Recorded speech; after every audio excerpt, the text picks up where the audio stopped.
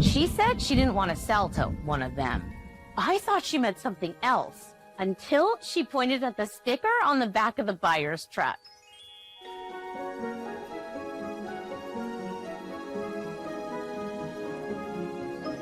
Hi, I'm Chris Rainwaters, your favorite real estate witch, and today's story is about a seller with good intentions who accidentally crossed a line she didn't even know was there, because not all villains live in fairy tales. Some just live in the suburbs. Let's begin. Once upon a time, there was a seller named Nancy. Nancy had lived in her little craftsman home for over 20 years, raised her kids there, hosted block parties, built her garden from scratch. Now she was ready to move closer to her grandkids, but she had one condition for selling.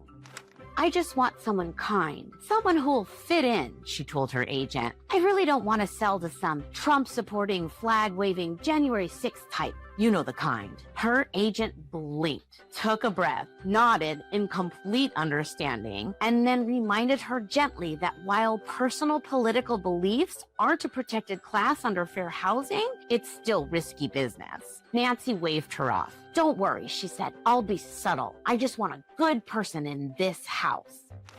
A few weeks later, they got a full price offer, a strong pre-approval, local buyer. The buyer even wrote a sweet note about raising her daughter in a safe place and walking her to the same school Nancy's kids went to. Other notes on buyer's letters, but I digress. Nancy was thrilled until she saw the buyer's Facebook profile, a picture of her at a rally, a Make America Great hat, a post that said, "Let's go Brandon." Nancy froze. I can't, she said. I won't. That energy in my house? Absolutely not.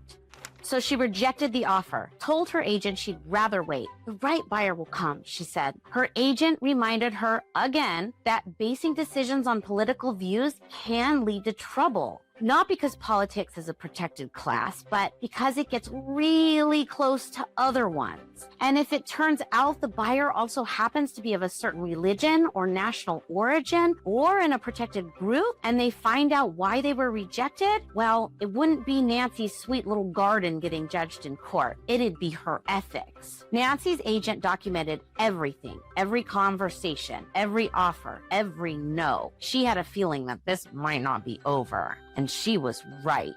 2 weeks later, a letter arrived, certified mail. The buyer had filed a fair housing complaint. She explained that as a Jewish and Latina woman, she felt she was being judged, not just for her politics, but for who she was. And when investigators looked at the seller's social media history, comments about keeping the neighborhood safe, old posts about real Americans, and the fact that she had accepted and read a letter from the buyers, pattern raised some flags. Nancy wasn't trying to discriminate, but impact matters more than intent in the eyes of the law. And suddenly, she found herself in the middle of a federal investigation. And while political affiliation isn't protected, the buyer's ethnicity, religion, and national origin are. Nancy ended up settling quietly. She paid a fine. She sold the house to someone else for less, and she never saw her grandkids that summer because she spent it in mediation.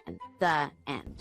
The moral of this story, you don't have to be a bigot to get sued like one. Even well-meaning people make unethical choices when they mistake their preferences for principles. Your house might feel sacred, but housing law is serious, and it can get manipulated. The line between protecting your energy and discrimination, it's thinner than you think. If you're trying to sell your home with intention and integrity, I'm your girl. Let's keep the vibes high and the lawsuits low. You don't have to be the villain in your own story, but you do have to read the fine print.